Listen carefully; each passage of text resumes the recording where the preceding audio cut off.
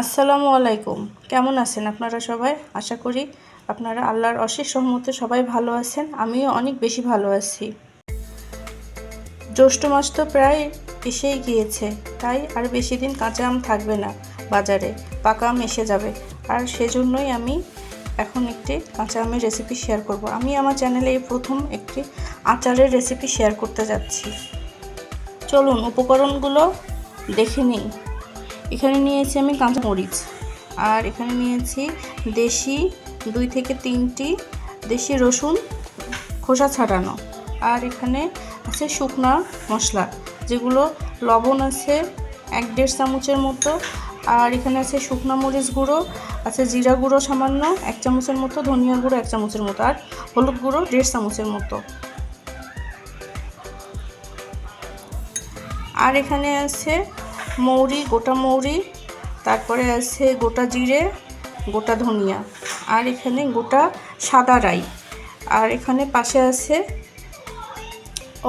এটাই হচ্ছে মৌরি, আর এখানে জিরা ধনিয়া আর মেথি,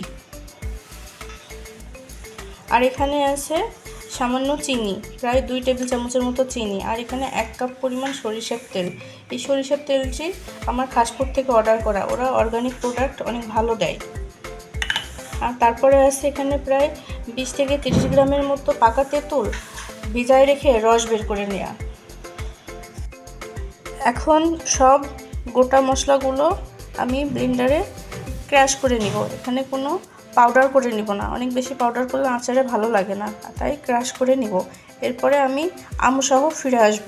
আমগুলো আমি কিউব করে কেটে রোদে দিয়েছি, আমি এরপরে দেখাই দিব। এখানে আমি প্রায় বড় সাইজের 3টি কাঁচা আম, যেগুলো খোসাসহ ঠিক এইভাবে কিউব করে কেটে নিয়েছি। প্রথমে আমগুলো ভালো করে ওয়াশ করে গাটা ভালো করে শুকনা পরিষ্কার কাপড় দিয়ে মুছে তারপরে এভাবে কিউব করে কেটে নিয়েছি। কাটার পর ধোয়া যাবে না। তারপরে শুধু আমগুলো কোনো নুন হলুদ ছাড়াই আমগুলো রোদে কয়েক ঘন্টা দিয়ে রাখবেন, তাহলে আচার বানালে ভেঙে যাবে না। আর তার সাথে আমি আপনাদের দেখাই দিই, এইভাবে সব শুকনো মশলাগুলো ক্রাশ করে নিয়েছি, আর তার সাথে নিয়েছি 1 চামচের মতো কালিজিরা, আর এখানে নিয়েছি আমি যে সানরাইজের হিং আমি কয়েক ফোঁটা দিব নামানোর আগে। এই তো আজকের উপকরণ। চুলাতে কড়াই বসাই দিয়েছি আচারের জন্য, আর এখানে আমি 1 কাপ পরিমাণ সরিষার তেল দিয়ে দিচ্ছি। তেলটি গরম হয়ে এসেছে, এর মধ্যে আমি একটি শুকনো মরিচ আর 1 চামচ পাঁচফোড়ন দিয়ে ফোড়ন দিব। আমি শুকনো মরিচ দিয়েছি আর 1 চামচ পাঁচফোড়ন দিয়ে ফোড়ন দিয়ে দিলাম। এখন আমি একটু ফোড়নের ঘ্রাণ বের হলে আমটি ছেড়ে দিব। আমি এখানে প্রথমেই কোনো মশলা অ্যাড করব না, কারণ শুকনো মশলা সরাসরি তেলে দিলে আচারটি তেতো তেতো হয়ে যাবে, তাই খেতে স্বাদ লাগবে না। আমগুলো দিয়ে একটু নেড়ে চেড়ে নিচ্ছি। এভাবে 2-3 মিনিট নেড়ে চেড়ে নিয়ে একে একে সব শুকনো উপকরণগুলো এখানে দিয়ে দিব। একে একে সব উপকরণগুলো আমি এখানে দিয়ে দিয়েছি। এখানে লেবুর রস, তেঁতুলের রস আর চিনি ছাড়া সব ধরনের মশলাগুলো আমি দিয়ে দিয়েছি। এখন এটা আস্তে করে নাড়াচাড়া করব।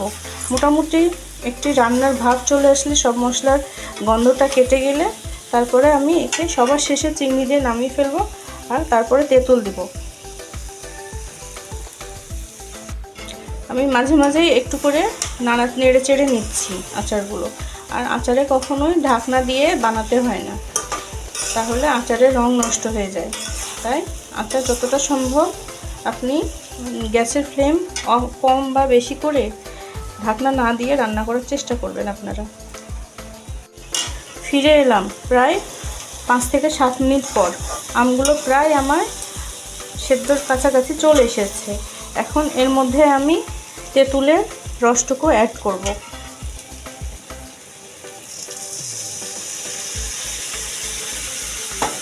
যেহেতু নুন দেওয়া হয়েছে, তাই অলরেডি পানি বেরিয়েছে আম থেকে, আর তেঁতুলের রস দেওয়ার পরে আরেকটু পানি হবে। এর মধ্যে এটুকু পানিতে আম এবং মরিচ রসুন সব প্রায় সেদ্ধ হয়ে যাবে এবং কোনোটাই ভেঙে যাবে না। তেঁতুলের টক দেওয়ার ঠিক 5 মিনিট পরে আমি এখানে 1 চামচের মতো হিং পাউডার অ্যাড করে দিচ্ছি। আর রান্নাটা নিজের কাছে, নিজের আট মতো আপনি যেভাবে ইচ্ছা রান্না করতে পারেন, স্বাদ মতো। এখানে তেমন কিছু পরিমাপের প্রয়োজন হয় না, স্বাদ মতো কম বেশি করে দিলেই রান্নাটা মজা হয়ে ওঠে। আচার প্রায় আমার হয়ে এসেছে। এখন আমি এর মধ্যে প্রায় 2 চামচের মতো চিনি দিয়ে দিলাম। ও হ্যাঁ, এই আচারটার আপনাদের নাম বলতে ভুলে গেছি। এই আচারটা কাঁচা আম এবং রসুনের একটি টক ঝাল আচার। এই আচার আপনি ভাতের সাথে, পোলাওয়ের সাথে, এমনকি এই আচারে তেল দিয়ে মুড়ি মাখিয়েও খেতে পারেন, যেটা অনেক সুস্বাদু হয়ে ওঠে। দেখুন আপনারা, এই আচারটা দেখতে একদম বাজারে কিনতে পাওয়া যে প্রাণের আমের আচার আছে সেরকম লাগছে, কিন্তু এটা সম্পূর্ণ হোমমেড এবং কোনো প্রকার প্রিজারভেটিভ ছাড়াই, যেটা শরীরের জন্য অনেক ভালো এবং ক্ষতিকর কোনো উপাদান নাই। আপনারা খুব সহজেই এভাবে আচার বানিয়ে সংরক্ষণ করে খেতে পারেন। এভাবে আচার বানিয়ে আপনারা অনেক দিন ধরে সংরক্ষণ করতে পারেন ফ্রিজ ছাড়াই।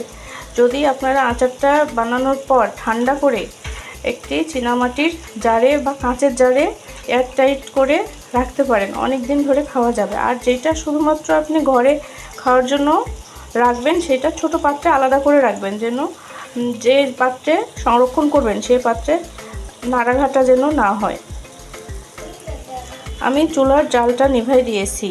আচারটা আমার সম্পূর্ণরূপে তৈরি। আমি ঠান্ডার জন্য ওয়েট করব এবং এটি পরিবেশনের জন্য রেডি, আমি এটি সংরক্ষণের জন্য রেডি। আমি যেহেতু খুব অল্প পরিমাণে আচারটি বানিয়েছি, তাই আমি একটি বক্সে রাখবো যেন খেয়ে তাড়াতাড়ি শেষ হয়ে যায়।